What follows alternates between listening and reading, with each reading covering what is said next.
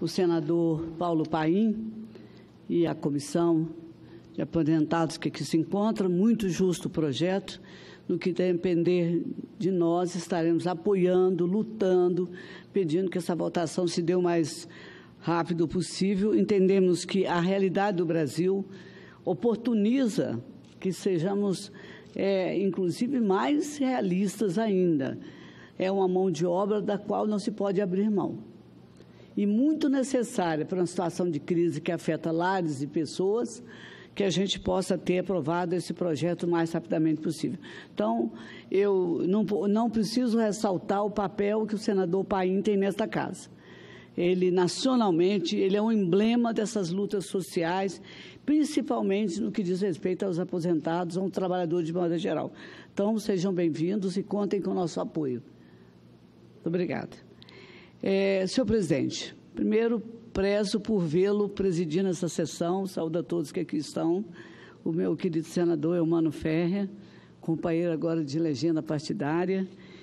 E eu queria, antes de mais nada, registrar que se encontra aqui no plenário o prefeito Aldifas, do município da Serra, o maior município do estado do Espírito Santo. E hoje nós tivemos juntos uma reunião com o ministro Maurício Sherman, do TCU, relator de uma matéria muito importante. Sabe que no Brasil se dá murro em ponta de faca todos os dias, né? E como nós não deixamos de ter problema na condução desta obra, que há mais ou menos 8 anos estamos lutando por ela, ele esteve aqui como parlamentar, agora reeleito prefeito, ele impunha novamente a bandeira, que aliás também é tratada pela bancada do Espírito Santo, em relação ao contorno do mestre Álvaro. Talvez os senhores que ouvem, as senhoras que ouvem, e os que estão aqui no plenário, Vitória é uma ilha, né? Da ilha se passa para a Serra, da ilha se passa para Cariacica, você vai a Vila Velha, e passando para Cariacica, você também vai a Viana, por ali segue e vai pela 262, indo para a Serra, você vai pela 101, famosa 101. Esta obra, ela entrou no PAC há alguns anos atrás e é contada como certa porque ela foi estadualizada. Nós a incluímos no PAC. Sabe que incluir uma obra no PAC, todo mundo festeja, né? Diz, agora vai. E, no entanto, essa obra, no meio do caminho, ela foi devolvida também ao governo federal e tiveram alguns percalços, tanto no que diz respeito ao projeto básico, como também na elaboração do projeto final. O que nós estamos, e que traz o prefeito Aldifas a Brasília, é a sua preocupação com o tempo que está sendo demandado para a execução dessa obra, que, inclusive, já foi licitada anos atrás, já teve o recurso para iniciar essa obra em caixa, né, disponível para essa finalidade, e, no entanto, também tivemos alguns percalços. Né? O senador Eumano foi prefeito, sabe como as coisas não são fáceis nesse país, mas que nós temos que obedecer criteriosamente o que a lei exige. Neste momento, há um problema que eu tenho certeza que o prefeito hoje conseguiu equacionar com a sua capacidade diligente de colocar a necessidade da obra, como também convencer junto ao DENIT. Em seguida, ele fez reunião com o diretor-geral do DENIT e lá colocou que ele precisava superar ou atender, melhor dizendo, aquelas de ofício, o que estava sendo requerido para que essa obra seja feita. Se nós olharmos a nossa idade, fizemos uma média de idade aqui no plenário, nós vamos saber que estamos falando de uma obra que há 8 anos foi incluída no PAC, que é o Plano de Aceleração de Crescimento, Aceleração do Crescimento. Agora até me falhou. E que nós estamos falando de 8 anos. 8 anos, você vê um menininho já na escola, saindo de uma fase para outra, e nós estamos lutando, porque no Brasil, quem não tem pressa são os políticos.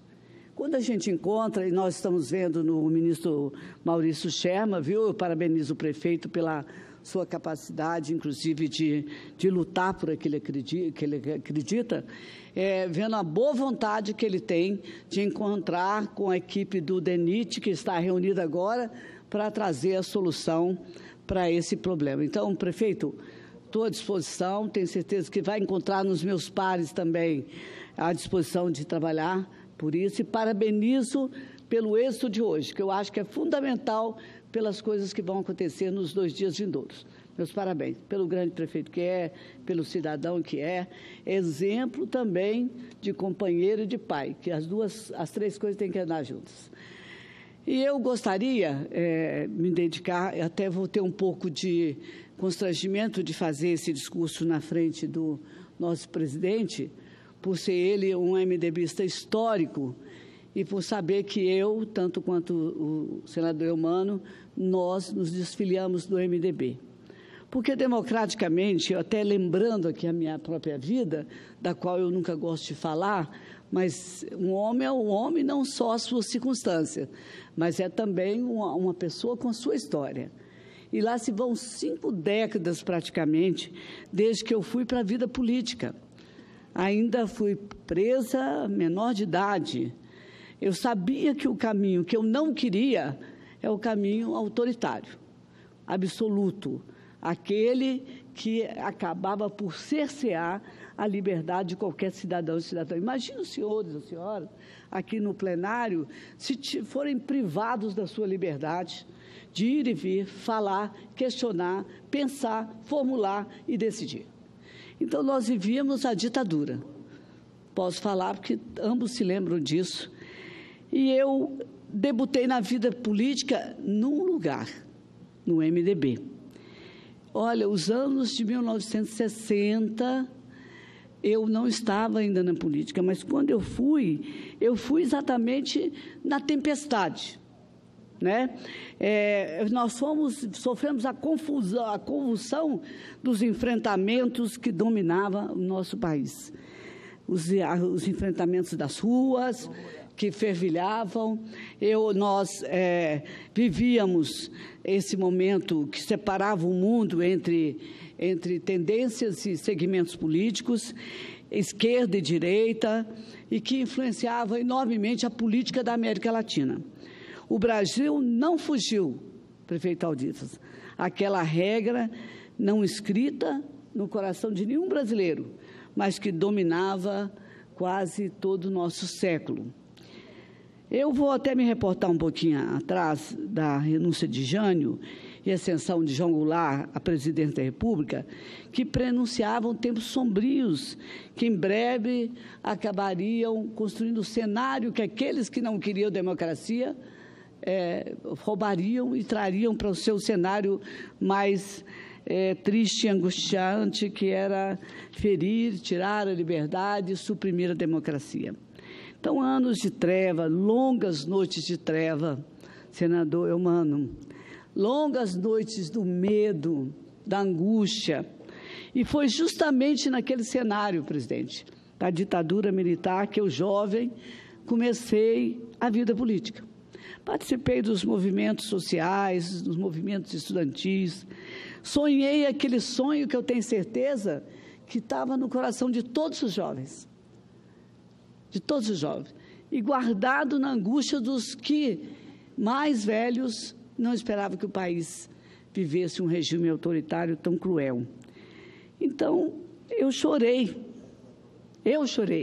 ainda adolescente, a morte de Edson Luiz. Edson Luiz, que escancarou os mais difíceis, sinistros calabouços daquela ditadura militar, que muitos chamavam de revolução, e era o golpe que foi dado contra esse país. Eu sentia, assim, ainda olhando o que acontecia, a esperança efêmera com aquela passeata que aconteceu no Rio de Janeiro dos 100 mil.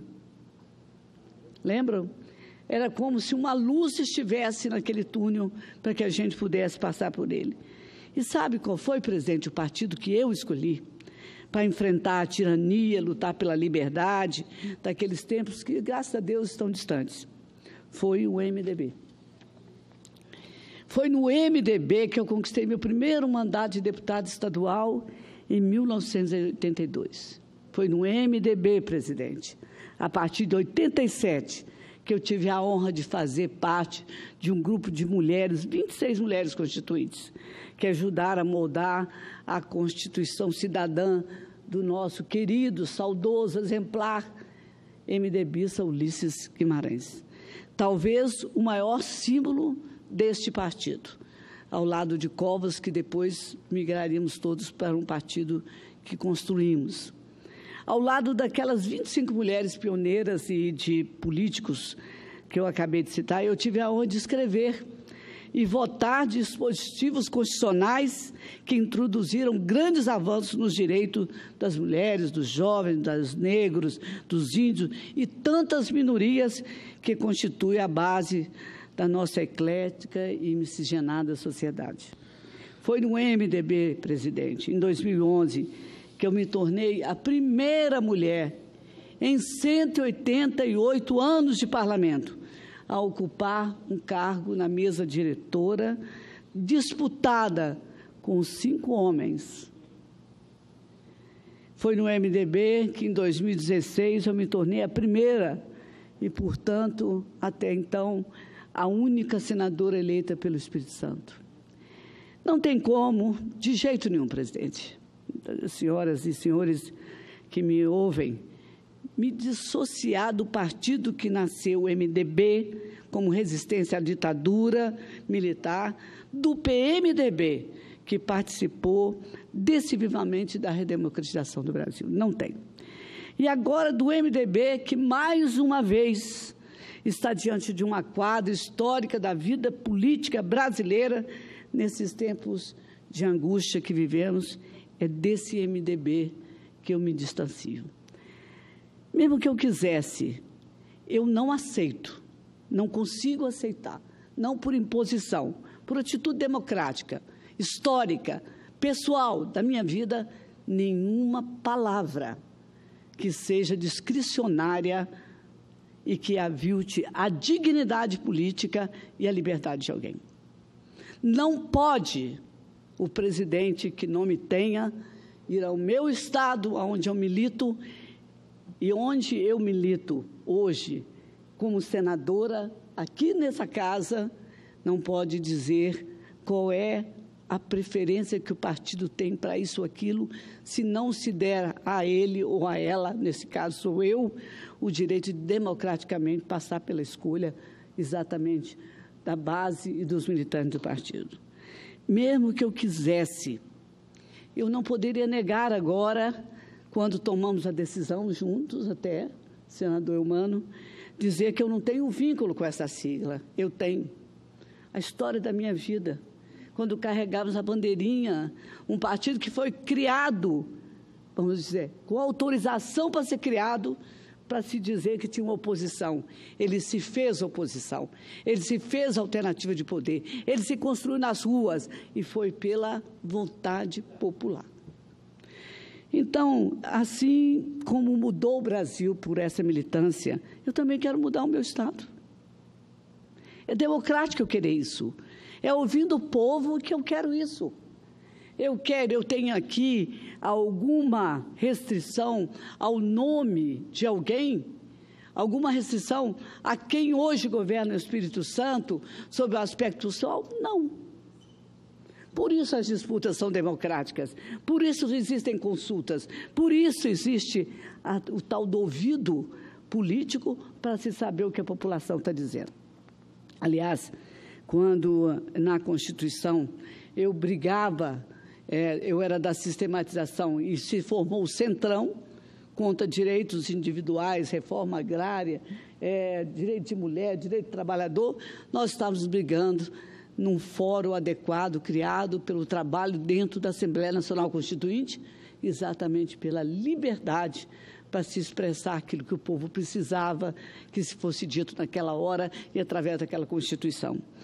Então, nós que combatemos todos esses anos, né, lá atrás, anos de chumbo, nós que combatemos a ausência da democracia, não podemos suportar, respirar um momento sequer que restrinja a liberdade de manifestação e escolha. Eu digo que é imperfeito demais, é limitado demais pensar que as coisas podem ser conduzidas assim. Mas nada substitui, nada substitui a manifestação verdadeira. Seja no seu adversário que esteja lá se contrapondo a você, você tem que ouvir. Nada pode ser imposto no processo democrático. As armas são coisas do passado. Se alguém quiser sufocar qualquer cenário, menor que seja, da democracia, com certeza não vai passar ileso, não vai passar sem percepção daqueles que acham que a letra da democracia é só uma palavra instituída pela queda do autoritarismo. Não é. E eu não falo nada aqui nesse momento com rancor, mas eu falo de democracia. E a democracia constrói esperança, que é o que eu estou tentando abraçar, como está tentando o Eumano Ferro, com Vossa Excelência, a esperança que o Brasil de hoje enfrente todas as suas turbulências, como eu também quero enfrentar do meu Estado, que requer que eu tenha capacidade de discernimento, que requer de um homem ou uma mulher pública que fuja dos seus interesses pessoais, das suas vaidades, que se despreenda dessa coisa extremamente individual, que é praticar a política só para si, e não olhar para o coletivo e saber que esse é um limite perigoso. O limite em que você, individualmente, trata das questões que te agradam, da sua imagem, do seu projeto, do seu grupo de amigos, esse é um limite perigoso da política.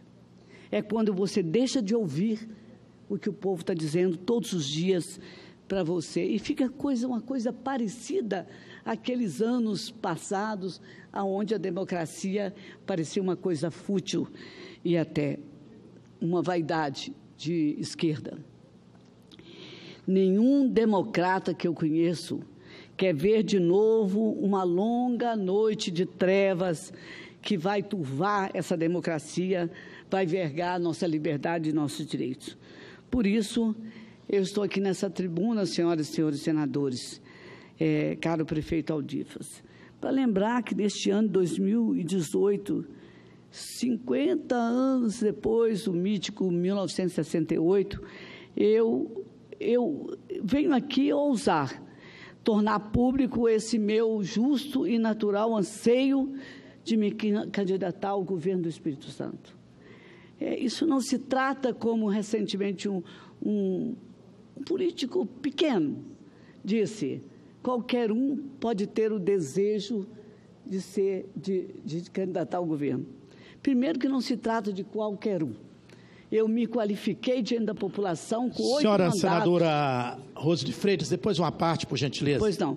Eu me qualifiquei com 8 mandatos que essa terra querida do Espírito Santo me concedeu, que eu adotei com minha terra, depois de sair de Caratinga, e deixando de lado, assim, essa coisa que o político gosta de fazer muito, que uma modéstia de dizer que eu cheguei aqui sem mérito. Não, eu cheguei com mérito da confiança popular.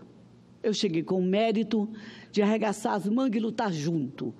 Eu cheguei com mérito de saber olhar se por acaso no meu caminho eu encontro um cidadão e uma cidadã caído, precisando de uma mão que se estenda. Para qualquer outro desafio posto do meu Estado. Eu cheguei com mérito de, na hora que muitos desacreditam, eu lembrar que temos que acreditar. Eu cheguei com mérito de fazer, ao longo desses 35 anos da vida pública, em que não me privilegiei de nada, tá? Na condição de parlamentar, não sucumbi aos abraços tentadores de corrupção, não me quedei à vaidade de dizer-me melhor, pior do que qualquer pessoa. Eu trabalhei. O prefeito Aldifas, e trabalhei muito, e sem cessar, e quem me conhece sabe, está aqui o senador Eumano.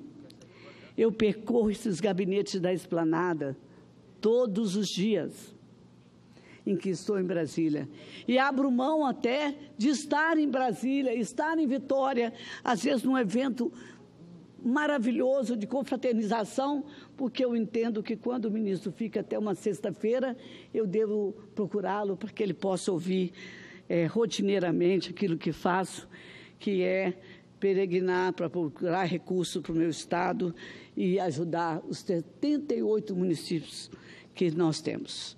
Pois é, eu não sou conhecida só dos ministros. Eu acho que, às vezes, quando ele vê que eu estou na agenda, eles falam assim, olha, eu vou viajar, porque agora não dá para atender mais a Rose. E eu digo assim, autarquias, todas as pessoas com as quais eu convivo sabem que eu tenho um objetivo que não me para. Nem doente, nem ferida, nem cansada, que é o objetivo de procurar resolver a demanda que está posta pelas comunidades do meu Estado. Então, aqui mesmo nessa casa, eu já apresentei, acho que se estou atualizada, 83 projetos, 83, e trabalho aqui. Não vou só aos ministérios, não são só os recursos, são as leis. Há pouco o Paulo Paim falava de uma delas, que nós temos que ter um olhar atento para que possamos aprovar. Eu vou pedir mais um pouquinho de tempo, Vossa Excelência, sem abusar, porque eu, quando presido, tenho um pouco de condescendência, e eu queria dizer que eu estou aqui sem reivindicar nada, eu estou aqui apenas para registrar, presidente. Reconheço que tive apoio no meu Estado para construir uma história que eu diria que pessoas da minha condição não conseguiriam construir, porque, sem dúvida, representantes do poder econômico se multiplicaram muito no Congresso Nacional, e eu não era uma dessas. No plano nacional, eu queria citar 2 nomes, os quais eu quero agradecer aqui de público, pelo que apoiaram minha disposição de enfrentar essa batalha política, além dos inúmeros colegas. Eu queria citar o nome do senador Eunício, que, quando falei em sair do partido, ele ficou um pouco constrangido, e do presidente Michel Temer, com quem eu estive em primeiro lugar para dizer do meu incômodo de ver que o presidente do partido que o substitui manifestava publicamente que não deveria ter mais nenhum outro candidato que não fosse o governador que está ocupando o cargo. Então, eu percebi o jogo. E, quando se trata de esperança de povo, não há jogo. Não há jogo. Seria apenas uma simulação se eu fosse para a convenção do MDB e colocasse lá, derrotado, e dissesse, pronto, acabou. O que eu faço com essas milhares de pessoas que aperta sua mão e diz, eu confio, não arrede o pé, lute conosco, essas pessoas que estão à frente de um processo democrático e legítimo como esse. E eu não quero forjar nada. Eu quero ser a expressão do meu interior político e da esperança do povo do meu Estado. E alguma coisa que me incomodava, eu tirei da minha alma, que era nunca ficar constrangida com as ações mais absolutas que, porventura, pudessem ter dentro do meu Estado, sem viver a realidade do meu Estado. Então, eu descrevi, nas últimas horas que passei no MDB, e compartilhei com o senador Eumano, essa inquietação que me acolhia, essa angústia que me acolhia, e também a inquietação e angústia da sociedade. E eu não podia postular nada se eu não tivesse espaço para falar, e eu já não tinha. Meu partido não se reunia, meu partido não ouvia inúmeros pedidos de audiência, inúmeros, que não foram realizados. Então, a todo momento, a declaração de que o partido já tinha candidato certo ao governo, era como se dissesse assim, nós não precisamos de você. E se o MDB não precisava de mim, o povo do meu Estado precisava. E eu tomei essa decisão. Mesmo sabendo que não existiam candidaturas natas e irreversíveis. Essas declarações causaram em todos, por onde passei, uma certa indignação e constrangimento político. E eu não pude ignorar isso. Então, a procura do espaço democrático, legítimo, e que me acolhesse para defender as ideias que eu acredito possam ser colocadas em prática no meu Estado, para colocar uma manifestação e uma militância a favor das causas que eu milito há tantos anos, né? Uma sociedade amparada, tratada com igualdade e que seja atendida nas suas demandas, Problema sério é você pensar que uma mãe não encontrou um leito para parir seu filho, e o faz na porta do hospital, ou que uma criança morre porque não tinha médico naquela hora para atender, porque a folha de pagamento de tal hospital estava atrasada, ou porque faltou equipamento para fazer uma cirurgia de urgência. E todo mundo achar que isso tudo é natural, isso me incomoda. Então, já que lá no Estado eu sou tratada como uma pessoa que é a que mais leva recursos para o Estado, eu me proponho a fazer diferente. Eu proponho fazer isso entrando nas portas que estão abertas para um bom diálogo em qualquer regime, em qualquer mandato de presidente, de qualquer presidente. Então, eu me junto à esperança do povo. Eu escolhi esse caminho, lutar pelo que acredito, lutar ao lado de quem acredita e quem busca forças para construir alguma coisa que esteja voltado a atender socialmente a sociedade nas suas dificuldades. Essas coisas estão esquecidas, viu, presidente? Muito esquecidas. Elas são descasadas da realidade atual. Quando se fala que uma escola fechou, sinceramente, eu sinto que fracassou uma gestão pública. Nenhuma gestão, com dinheiro ou sem dinheiro, pode ver uma escola fechar e achar que aquilo é natural. Não é natural. Igual o pai que quis se acorrentar no portão da escola quando fecharam uma das escolas no interior do meu estado. Então, eu vim para a política para construir. Eu não vim para demolir. E é com esse sentimento que eu digo que não frequentarei tempo nenhum até que eu me vá desse mundo qualquer página de desesperança.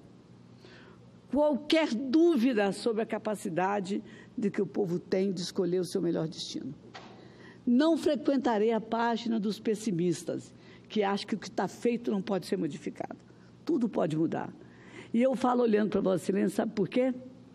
Porque nós vamos viver o maior embate político desse país daqui a pouco, com constrangimento de poucas candidaturas que estão sendo colocadas para um Brasil tão imenso e tão carente de superação dos seus momentos difíceis. Se Vossa Excelência permitir, o meu colega me pediu uma parte e eu só pode diminuir meu tempo na próxima vez. Pois não, pode ser. Pois não, deputado. Nobre senador. Desculpa. Senadora Rose de Freitas.